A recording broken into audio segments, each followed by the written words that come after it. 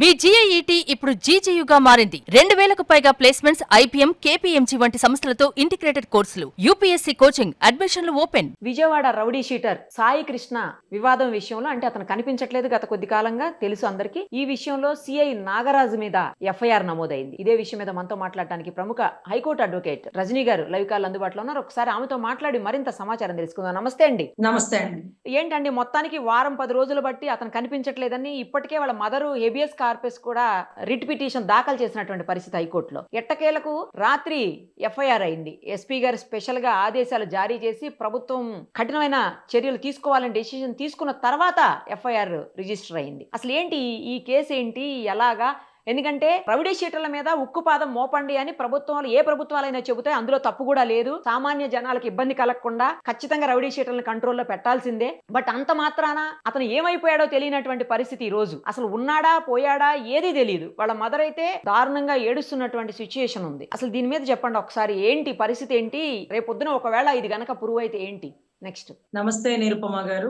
ఈ కేసు జరిగి మనం అనుకుంటున్నట్టు వారం 10 రోజులు కాదు, గత నెల అంటే ఒక 30-32 రోజులు పైచులకు అయిపోతుందండి. వాళ్ళు ఒంటరి పోరాటం చేస్తున్నారు. ప్రతి మారు స్టేషన్ కి వెళ్తున్నారు, సే గారిని అడుగుతున్నారు, నీ కొడుకు చచ్చాడు అనుకో, దండ రెడీ చేసుకో, వెళ్ళిపో, మమ్మల్ని అడగమాక, మాకు తెలియదని ఒకళ్ళు. తర్వాత కానిస్టేబుల్స్ బయటకు వచ్చి, అమ్మా నువ్వు బాధపడమాక, బిడ్డ లేడు, ఇక ఆశలు పెంచుకోవద్దు, మేము మాట్లాడితే మా ఉద్యోగాలు పోతాయి తల్లి అంటూ కొంతమంది మానవత్వం కలిగిన కానిస్టేబుల్స్ ఆమెను ఓదార్చడం, ఎవరు బయటికి చెప్పలేని పరిస్థితి. సో నన్ను కలిసి కూడా వాళ్ళు అరౌండ్ ఒక 15-20 రోజుల పైచలకు అయిపోయిందండి. సో 20 రోజుల పైచలకు చెప్తున్నప్పుడు నేను అడిగినాను, సిఐ గారు ఏమంటున్నారన్నా, డిఎస్పీ ఏమంటున్నారు, ఎస్పీ ఏమంటున్నారు. ఈ వేలో ఒక డిస్కషన్ జరుగుతుంది. అంటే దొంగల పడ్డ 6 నెలలకి కుక్కలు మురిగినట్టుగా ప్రభుత్వం ఇప్పుడు స్పందించకుండా ముందే స్పందించి ఉంటే, అంటే సత్వర న్యాయం అంటారు చూడండి, ముందే స్పందించి ఉంటే ఆ తల్లికి ఆ కుటుంబానికి కూటమి నుంచి ఒక భరోసా ఓదార్పు ఉండేది. ఇప్పుడు నేను కూటమిని కూడా తప్పనట్ల, ఎప్పుడు చేయాల్సిన పని అప్పుడే చేయాలి. ఇన్ని రోజుల తర్వాత ఆయన సింగపూర్ నుంచి, ఈయన తెలంగాణ నుంచి వచ్చి కూర్చొని డిస్కస్ చేసుకొని ఇతన్ని చేసినటువంటి సస్పెన్షన్, విఆర్వా, కేసు నమోదా, whatever it may be, ఇది ఆ తల్లి పోలీస్ స్టేషన్ కి వెళ్ళినప్పుడు, లేకపోతే నా బిడ్డ లేడు అంటున్నాడండి సిఐ గారు, అదేంటమ్మా లేడంటారేంటి, కోర్టులో సబ్మిట్ చేయాలి, లేకపోతే లాకప్ లో ఉండాలి కదా.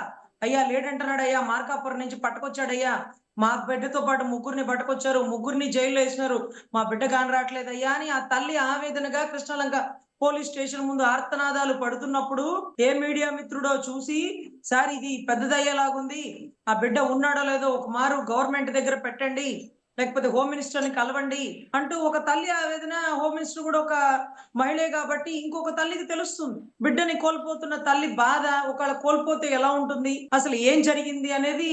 ఆవిడ తల్లి సమానమైనటువంటి హోమ్ మినిస్టర్ పాత్రలో ఉన్నప్పుడు ఆవిడ సత్వరమే స్పందించి ఉంటే బాగుండు. ఇప్పటికీ 30-32 రోజులు పైచులకు వచ్చి అన్ని మీడియాలు బయటకు వచ్చి, ఒకరేమో అతను నేరగాడే కాబట్టి కోర్టు వారెంట్ ఇచ్చింది, అతన్ని గతంలో ఒక 10 కేసులేమో ఉన్నాయేమో, మరి మనకు తెలీదు, అవన్నీ క్వాష్ అయిపోయింది. అంటే కేసుకి అతనికి సంబంధం లేదని క్లియర్ అయిపోయింది. కేవలం అతని పేరుతో 2 కేసులు మాత్రమే ఉన్నాయంటూ ఎవరైతే వాళ్ళ మేనమామల ముళ్ళపూడి నాగేశ్వరరావు గారు, లేకపోతే వాళ్ళ ఇంకొక మేనమామలు, వీళ్ళందరూ ఒక 5-6 ఉన్నారటండి. వీళ్ళందరూ ఓపెన్ ఛాలెంజ్ చేస్తున్నారు. ఇప్పుడు ఒక నేరగాడిని అయినా సరే మనకి చంపే అధికారం లేదు. 22 నోరు మూసుకొని మన పరిధి ఏంటంటే కోర్టుకి సబ్మిట్ చేయడమే.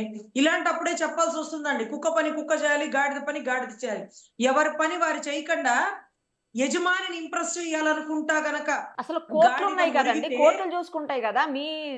మీ పరిధి ఎంతవరకు అరెస్ట్ చేసేది, కోర్టుకు సబ్మిట్ చేసేది అంతవరకే కదా. అదేనండి, యజమానిని ఇంప్రెస్ చేయడం కోసం గాడిద కుక్కలాగా పని చేస్తానంటూ మొరిగితే యజమాని బాగా కొడతాడు చూడండి. అంటే నీ పని నువ్వు చేయాలి, అవతలోడి పని చెయ్యకు అన్నట్టుగా ఈ రోజు అంటే స్టేషన్ పరిధి దాటి, రాజకీయ నాయకుల పరిధి దాటి కోర్టు మెట్లు ఎక్కేసినారు. ఇక మీరు సస్పెండ్ చేసే అధికారం లేదు, మీకు విఆర్ పెట్టే అధికారం లేదు. మీరేంటో మర్డర్ కేసు 302 పెట్టినారట. ఇక అయిపోయింది మీ పాత్ర. మీరేముంది పెట్టేది? హైకోర్టు తలుచుకుంటే కృష్ణలంక పోలీస్ స్టేషన్ మొత్తాన్ని లేపి పక్కన పడేస్తారు.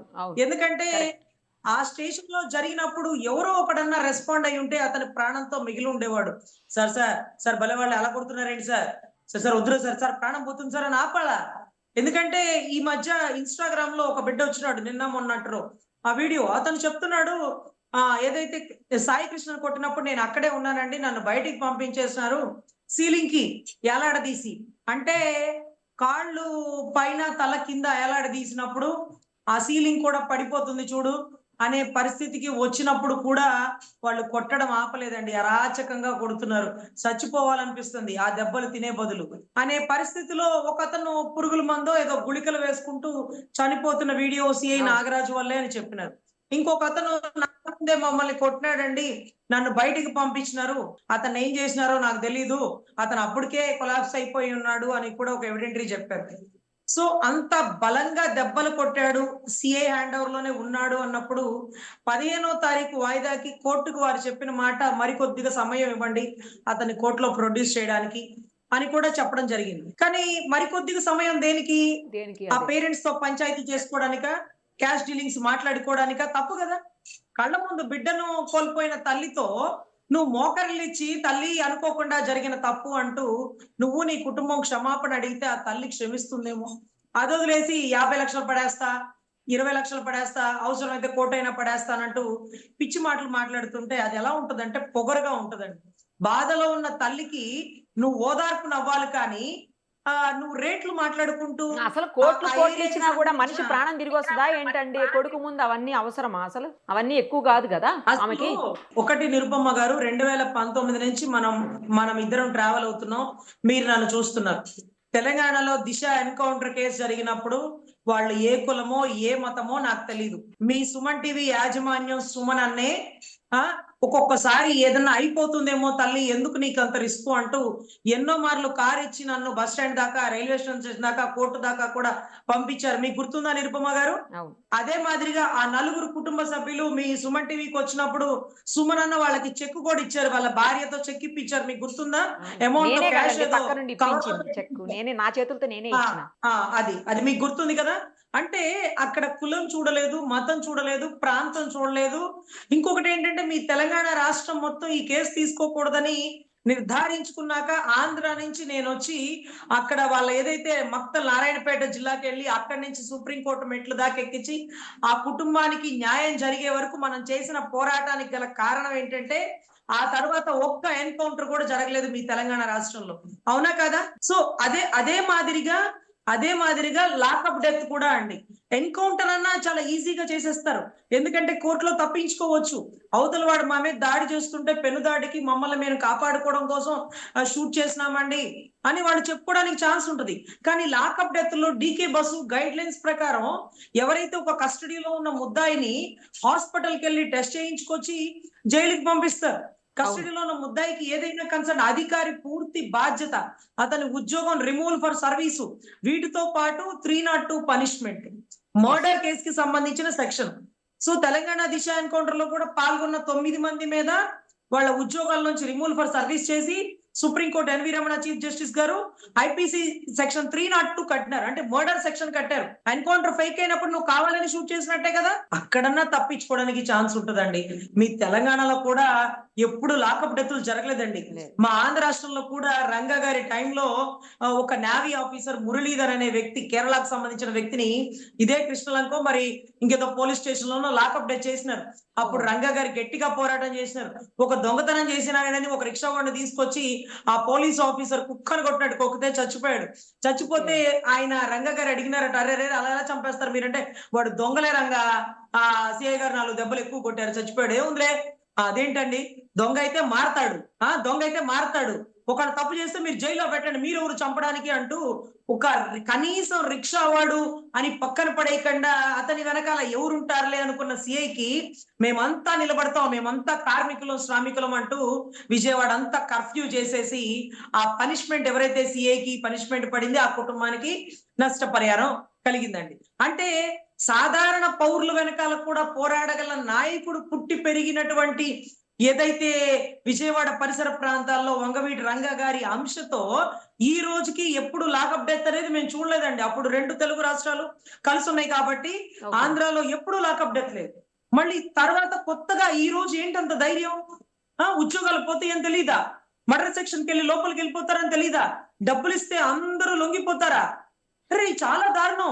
కుక్కను కొట్టినట్టు కొట్టేసి ముట్లూరు పరిసర ప్రాంతాల్లో మీకు ఎంపీటీసీలు జడ్పీటీసీలు ఇస్తాం, కేసు కట్టకండి, చూసి చూడనట్టు పోండి, తిరుగుబాటు చేయకండి అంటే అక్కడ కామ్ అయిపోయారు కదా అనేసి ఓకే రేపు చంపేసినా కూడా అడిగేవాళ్ళు లేడని ఈ రోజు లాకప్ డెత్ అయిపోయింది.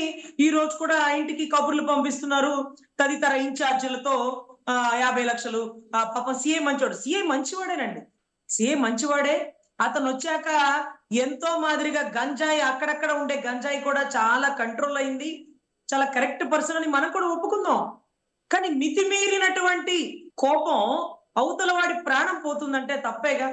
అది అనుకోకుండా జరిగిన ఘటన అయితే నువ్వు తప్పు చేశావని ఆ తల్లి కాళ్ళ మీద మోకరిల్లిచ్చి నన్ను క్షమించు తల్లి అంటూ ఆ బిడ్డ శవాన్ని అప్పచెప్తే ఆ తల్లికి కనీసం ఆఖరి చూపులన్నా దక్కును కదా. నువ్వు ఏ ధైర్యంతో దాన్ని తగలబెట్టేసి బూడిద చేస్తావు? ఎంత తప్పు, ఎంత పాపం, ఎంత క్షమించరాని నేరం అది. ఆ తల్లికి గర్భశోకం ఎంత ఉంటుందండి. ఒక తల్లికి ఆడపిల్లలు మగపిల్లలు ఎంతమంది ఉన్నప్పటికీ ఆ తల్లి ప్రేమ అంతా మగపిల్లవాడి మీదే ఉంటుంది కదండి. మీకు తెలుసు కదా, మనం మాతృత్వంలో ఉన్నాం కాబట్టి మనం 100%. నాకు ఒక ఆడపిల్ల, నాకు ఈ రోజుకి మగపిల్లోడు అంటే ఎంత ఇష్టమో. తల్లికి తన ప్రాణం పెట్టినట్టు ఉంటది మగబిడ్డ అంటే. మంచివాడా చెడ్డవాడా తల్లికే ఉంటదండి.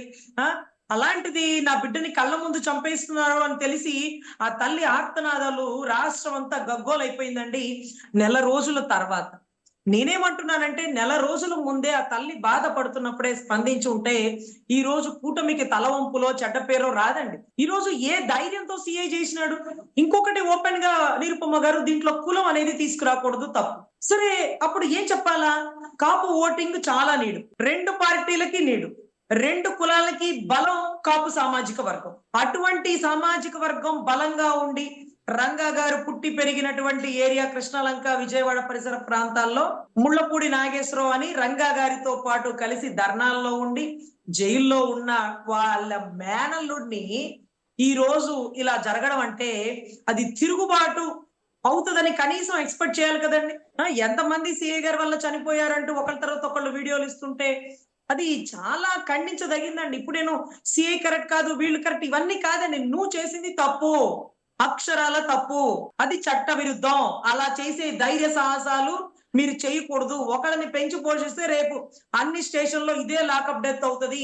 ఆ రోజు కూడా రంగా గారికి చెప్పింది ఏంటంటే, అక్కడుండే ఎస్పీ వ్యాసు గారికి రంగా గారికి శత్రుత్వం ఈ కేసులో బాగా బలపడింది. చచ్చినోడు ఎవడో కేరళ వాడు, మురళీధరు, నీకెందుకు రంగా, మనకేం పని, మనోడు కాదు కదా అంటే, మనోడు కాదు అనక మన ఏరియాలో జరిగింది. ఎవరిదైనా ప్రాణమే.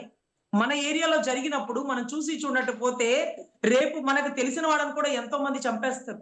ఈ రోజు ఒకటి మరణానికి కారణం తెలుసుకోకపోతే, ఒకటి మరణానికి మనం రణంగా దిరక్కపోతే, తిరుగుబాటు చేయకపోతే రేపు ఎన్నో మరణాలు ఇదే విజయవాడ నుంచి ఉద్భవిస్తాయి. ఈ లాకప్ డెత్ కి అడ్డు అదుపు ఉండదు అంటూ తిరుగుబాటు చేసి మొట్టమొదటిగా ఎస్పీ వ్యాస్ గారికి బాగా శత్రుత్వం అయిపోయిందండి. ఆయన చావుకు కూడా కారణాలు ఇటువంటి ఘటనలే. సో ఖచ్చితంగా ఇక్కడ ఎవరైతే ఈ చావుకి కారణం అయ్యారో వాళ్ళకి ఖచ్చితమైన శిక్ష పడాలండి. ఇప్పుడు కోర్టు పరిధిలో ఉంది కాబట్టి 29 వాయిదా ఉంది. వాయిదాకి కోర్టు ఇచ్చే తీర్పు మేరకి స్టేషన్ మొత్తాన్ని సస్పెండ్ చేస్తుందా, పైనుండే అధికారులను సస్పెండ్ చేస్తుందా, వీటన్నిటికంటే మించి సిబిఐ ఎంక్వైరీ వేయాలి. ఎందుకంటే చనిపోయిన వ్యక్తిని హాస్పిటల్ కి తీసుకువెళ్ళి అక్కడ చచ్చిపోయాడని నిర్ధారించుకొని అట్నుంచి అటు బండి మీద తీసుకెళ్ళి శ్మశానం దగ్గర తీసుకెళ్లి లేకపోతే అక్కడ బూడిద చేసేసినారని స్టేషన్ మొత్తం ఉన్నటువంటి సీసీ కెమెరాలు ఎందుకు ఆగిపోయినాయి, ఆ టైంకే ఎందుకు పనిచేయలేదు, లోపలికి వెళ్ళడం వరకే ఉంది, బయటికి రావడం లేదేంటి అంటే, బయటకు వచ్చేటప్పటికి కెమెరాలు ఆఫ్ చేసి ఎలా తీసుకుని వెళ్ళారు, ఇవన్నీ కూడా త్రూ ఎవిడెంటరీకి కోర్టుకు సబ్మిట్ చేయాల్సినటువంటి బాధ్యత తదితర అధికారుల మీద ఉంటది నిరుపమ గారు. ఇది పూర్తిగా చట్ట విరుద్ధం. మనం అందరం పార్టీలకు అతీతంగా ప్రజాస్వామ్యంగా మనం ఖండించాల్సిందే. రైట్ అండి, థ్యాంక్ యూ.